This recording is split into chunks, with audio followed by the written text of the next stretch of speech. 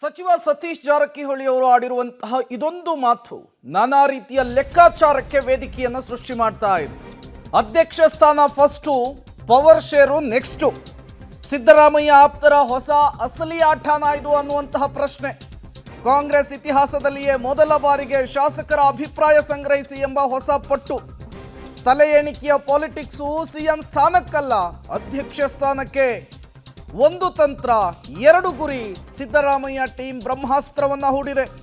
KPCC ಅಧ್ಯಕ್ಷ ಸ್ಥಾನದಿಂದ ಡಿಕೆಶಿ ಕೆಳಗಿಳಿಸುವಂತಹ ಆಟ ಜೋರಾಗಿದೆ. ಡಿಕೆಶಿ ಅವರನ್ನ ಕೆಳಗಿಳಿಸಲಿಕ್ಕೆ ಸಿದ್ದು ಟೀಮ್ನಿಂದ ತಲೆ ಎಣಿಕೆಯ ಕೂಗು ಕೇಳಿ ಬರ್ತಾ ಇದೆ.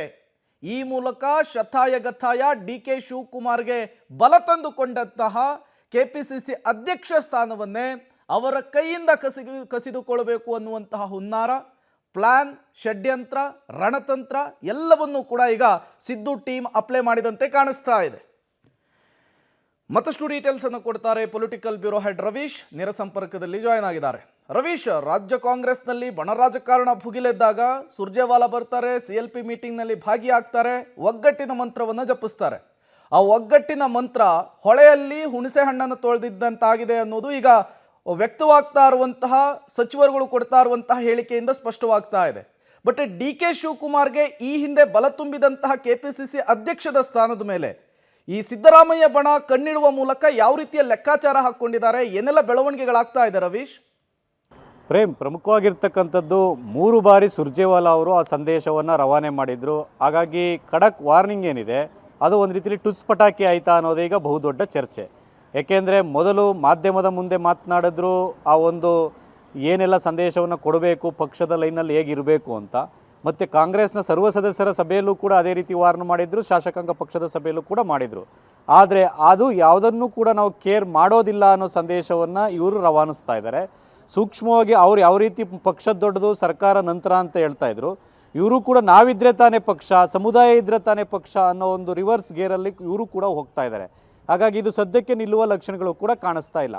ಇನ್ನೊಂದೆಡೆ ಈ ಒಂದು ಪವರ್ ಶೇರ್ ವಿಚಾರವಾಗಿ ಯಾರೊಬ್ಬರು ಕೂಡ ಮಾತನಾಡಬಾರ್ದು, ಪಾರ್ಟಿ ಲೈನಲ್ಲೇ ಇರಬೇಕು, ಯಾವೆಲ್ಲ ಸಚಿವರು ಏನೋ ಶಿಸ್ತನ್ನು ಮೀರ್ತಾ ಇದ್ದಾರೆ ಅನ್ನೋ ಒಂದು ಎಚ್ಚರಿಕೆಯನ್ನು ಕೂಡ ಕೊಟ್ಟಿದ್ದರು ಸುರ್ಜೇವಾಲಾ ಅವರು.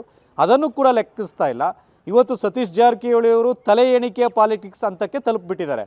ಅಂದರೆ ಇಲ್ಲಿ ತನಕ ಕಾಂಗ್ರೆಸ್ನ ಹಿಸ್ಟ್ರಿಯಲ್ಲಿ ಧರ್ಮಸಿಂಗ್ ಆಗಿರ್ಬೋದು, SM ಕೃಷ್ಣ ಆಗಿರ್ಬೋದು, ಕೌಜಲಗಿ ಆಗಿರ್ಬೋದು, ಅಲ್ಲಂ ವೀರಭದ್ರಪ್ಪ ಆಗಿರ್ಬೋದು, ಮಲ್ಲಿಕಾರ್ಜುನ್ ಖರ್ಗೆ, ದೇಶಪಾಂಡೆ, ಜನಾರ್ದನ್ ಪೂಜಾರಿ, ದಿನೇಶ್ ಗುಂಡೂರಾವ್, ಪರಮೇಶ್ವರ್, ಈಗ DK ಶಿವಕುಮಾರ್, ಇಲ್ಲಿ ತನಕವೂ ಕೂಡ ನೋಡ್ಕೊಬಂದಂಥ ಸಂದರ್ಭದಲ್ಲಿ ಎಲ್ಲೂ ಕೂಡ ತಲೆ ಎಣಿಕೆಯ ಪಾಲಿಟಿಕ್ಸ್ನ ಮಾಡಿ ಅಧ್ಯಕ್ಷರನ್ನು ಆಯ್ಕೆ ಮಾಡಿದಂಥ ಉದಾಹರಣೆಗಳಿಲ್ಲ.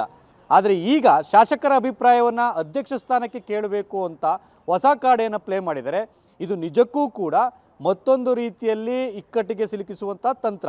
ಇದನ್ನು ಹೈಕಮಾಂಡ್ ಅಷ್ಟು ಸುಲಭವಾಗಿ ಒಪ್ಪಿಡುತ್ತಾ ಇಲ್ವೋ ಅನ್ನೋ ಆಧಾರದ ಮೇಲೆ ಎಲ್ಲ ರೀತಿಯ ರಾಜಕಾರಣವೂ ಕೂಡ ನಿಂತಿದೆ. ಯಾಕೆಂದರೆ KC ವೇಣುಗೋಪಾಲ್ ಅವರು ಒಂದು ಮಾತನ್ನು ಹೇಳಿದರು, ಅಧಿಕಾರ ಹಂಚಿಕೆಯ ಸಂದರ್ಭದಲ್ಲಿ DK ಶಿವಕುಮಾರ್ ಅವರು ಲೋಕಸಭಾ ಚುನಾವಣೆ ತನಕ ಅಧ್ಯಕ್ಷರಾಗಿ ಮುಂದುವರಿತಾರೆ ಅಂತ. ಈಗ ಲೋಕಸಭಾ ಚುನಾವಣೆ ಮುಗಿದಿದೆ, ಹೊಸ ಅಧ್ಯಕ್ಷರ ಮಾಡ್ತಿರೋ ಇಲ್ವೋ ಅಂತ ಹೊಸ ಕ್ಲೈಮನ್ನು ಇವರು ಮಾಡ್ತಾ ಇದ್ದಾರೆ. ರಾಜಣ್ಣ ಬಳಿಕ ಸತೀಶ್ ಜಾರಕಿಹೊಳಿ ಅವರು ಕೂಡ ಅದನ್ನೇ ಮಾತನಾಡ್ತಾ ಇರ್ತಕ್ಕಂಥದ್ದು. ಇದೆಲ್ಲವನ್ನು ಕೂಡ ನೋಡೋದಾದರೆ ಖಂಡಿತವಾಗಿ ಕೂಡ DK ಶಿವಕುಮಾರ್ ಅವ್ರನ್ನ ಇಕ್ಕಟ್ಟಿಗೆ ಸಿಲುಕಿಸುವ ತಂತ್ರ. DK ಶಿವಕುಮಾರ್ ಅವರನ್ನು KPC ಅಧ್ಯಕ್ಷ ಸ್ಥಾನದಿಂದ ಕೆಳಗಿಳಿಸಿದ್ರೆ ಮುಂದಿನ ಹಾದಿ ಬೇರೆ ಬೇರೆ ರೀತಿಯ ಕ್ಲೈಮ್ ಮಾಡೋದಕ್ಕೆ ಸುಲಭ ಅನ್ನೋ ಲೆಕ್ಕಾಚಾರ. ಆದರೆ ಹೈಕಮಾಂಡ್ ಅಷ್ಟು ಸುಲಭವಾಗಿ ಇವರ ಮಾತುಗಳನ್ನು ಕೇಳಿ ಆ ಒಂದು ನಿರ್ಧಾರಕ್ಕೆ ಬರುತ್ತಾ?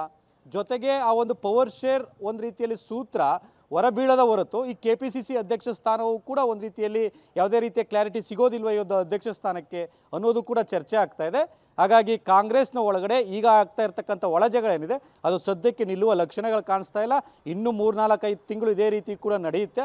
ಅಂತಿಮವಾಗಿ ಕಾಂಗ್ರೆಸ್ನ ಹೈಕಮಾಂಡ್ ಯಾವ ಮುದ್ರೆ ಒತ್ತುತ್ತೆ ಅನ್ನೋ ಆಧಾರದ ಮೇಲೆ ಎಲ್ಲವೂ ಸ್ಪಷ್ಟವಾಗಿ ನಿಂತಿದೆ ಅಂತಲೇ ಹೇಳ್ಬೋದು. Prem, okay, thank you Ravish ತಮ್ಮೆಲ್ಲ ಮಾಹಿತಿಗಾಗಿ. ಈ ಹಿಂದೆ ತಿಹಾರ್ ಜೈಲಿಗೆ DK ಶಿವಕುಮಾರ್ ಹೋದಂತಹ ಸಂದರ್ಭದಲ್ಲಿ ವರಿಷ್ಠ ಅವರಿಗೆ KPCC ಅಧ್ಯಕ್ಷ ಪಟ್ಟವನ್ನು ಕಟ್ಟುವ ಮೂಲಕ DK ಶಿವಕುಮಾರ್ ಅವರ ಬಲವನ್ನು ಕೈಯನ್ನು ಬಲಪಡಿಸುವಂತಹ ಕೆಲಸವನ್ನು ಮಾಡಿದರು.